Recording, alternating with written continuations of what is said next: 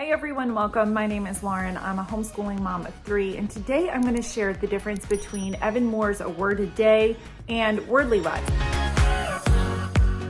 So here we have Evan-Moor A Word A Day. This is grade 3, Wordly Wise book 3, and then Wordly Wise book 4. Now the reason why I have 3 and 4 is this is the 3rd edition, this is the 4th. So I just want to compare and contrast the two editions and then also show the difference and the step up between book 3 and book 4. So we're going to start with Evan-Moor, A Word A Day. This is grade 3, like I said, and it's 36 weekly lessons and there's 144 words. So this is definitely a full year's worth of lessons if you do one lesson per week. So my daughter used this last year in 3rd grade. So how it works is each week we'll have 4 vocabulary words. And then there'll be a review and then there will be a quiz before it goes on to the next week. So it's pretty simple, pretty straightforward, pretty to the point. So how we set it up was every Monday she would do this page, these 2 words. She would do these independently, but you don't have to do them independently. She would answer the questions or circle the answers and then answer this question, ideally in a complete sentence, but not all the time. And then Tuesday, she would do the next 2.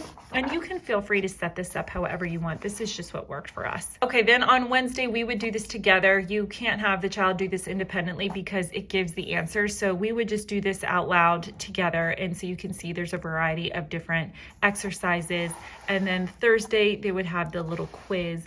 Now, I do want to say that the answers are right here. And about halfway through the year, I asked my daughter, do you know that the answers are right there? And she's like, no, but we made sure she didn't cheat. But if you feel like that might be something that your child is too tempted to do, but you still want to make sure they get the quiz, I would suggest maybe just making a copy of this. And then at the very end, I wouldn't rip it out because you'll need it for the next week. And then it just goes on the next week with the same exact layout. So it's the same every single week. It does not change at all. So it's straightforward to the point. If there's only 4 words, my daughter thought that this was a little bit too easy. I spoke with her before I made this video. She said this was too easy for her.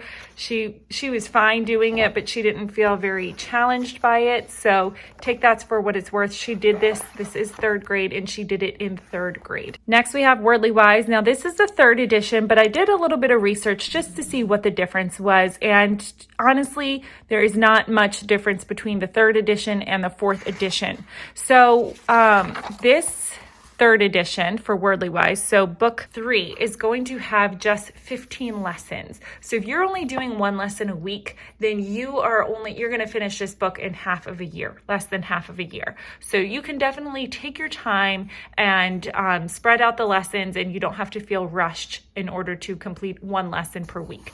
But I did go ahead and I looked at what the level 4, and it had the exact same amount of lessons, even the lessons, the monsters of the deep, up, open, away. They were all labeled the same exact thing.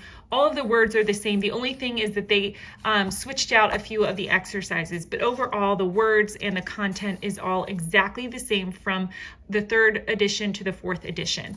The only thing I noticed, this is 149 pages. The 4th edition of this book 3, the new edition has 178. So they did add a few exercises that I'll show you in just a minute. Now, I have not used this before. I was given this book 3, but we have used book 4 this year. But the reason I'm showing book 3 is because I wanted to show the difference between this book 3 and the Evan-Moor grade 3 so that you can really get a comparison. So each of these lists, again, there's only 15 lessons, but there's 10 words. Instead of 4 per week, which is Evan-Moor, there's 10 in a lesson. So you're getting about 150 words per year. With Evan-Moor, you're getting 144 words. It's just that they're spread out a little bit more in the Evan-Moor book versus the Wordly Wise book. This one is they're going to give the definition. You have to find the word. This one, they're going to give the word. You have to find the definition. This one is just the right word. They're going to have a sentence describing the vocabulary word they have to look for, and then they'll find the right answer for that. Applying meanings, a word study, and then finally at the end, the last exercise will always be a passage that they have to read containing every single vocabulary words, and then however many vocabulary words there are. So for example, there's 10 in the book 3 version, there will be 10 comprehension questions that they have to answer, ideally in complete sentences. And then there's a little fun fact. And then you go to lesson 2. It's going to be laid out pretty similarly. They're going to have the same type of exercises throughout the week. Wrap it up with a comprehension. And then at the end, every 2 lessons, there's going to be a crossword puzzle review. Also, I want to point out that Carla Cannon, she has a really good video on Wordly Wise, and she gives really, really good tips and tricks. So after you finish watching this, I would suggest heading over to her channel and checking out her video too. I'll point out one thing I remember from one of her videos, again, Carla Cannon. She mentioned that on one day her and her daughter would read this, and then they would just go through 2 questions a day. And that way, by the end of the week, they had answered all of the questions. So you can do it that way. You can save it all for one. You can do these orally. You can have the children answer them written down. You can really obviously make it your own. I always push for making things your own, but that is how book 3 is going to work. And then, so you can see there's quite a big difference between book 3 and book 4. Again, the new book 3 has about 30 more pages, so it's about 175 pages. But there's a huge jump from book 3 or 3rd grade, I'd assume, to 4th grade or book 4. And this one has 247 pages. So even from new version 3 to new version 4, there's still about a 75 page difference. So you'll see here, like I said, there's quite a bit of a jump from the 3rd grade to the 4th grade. There's 20 lessons, so not 15, there's 20. And then instead of just 10 words per lesson, you're going to have 15 words per lesson. So you can see here. So we do Monday. My daughter reviews all of these words. She does this pretty independently. She reviews all 15 words, or whatever day. It's not necessarily a Monday because we do this only a few times a week, but she reviews all the words in one day. And then the next day, she would do this exercise. So find the meaning. So what it is they'll give you 4 little clips. So a place to relax, an event that raises money, a benefit is, or a patriot is. So you have to figure out, well, obviously the one with the capital is going to be the beginning part. So is a patriot is a place to relax or an event that raises money, or a benefit is a place to relax or an event that raises money. So they would have to figure out which one goes with which. And here again is the list of the vocabulary words. Just the right word. They have the definition. They have to figure out which one is the actual word. Apply the meaning. With a lot of these multiple choice, especially for this 4th grade one, they will have the answer could be anywhere from 1 to 2 to 3 of the choices. So it's not just always going to be 1 or 2. They have to do whatever sounds good. So you can see here, a few of them, there was 3 choices. A few of them, there was 2. This one, there was just 1. So it makes it a little bit trickier. And then here's synonyms.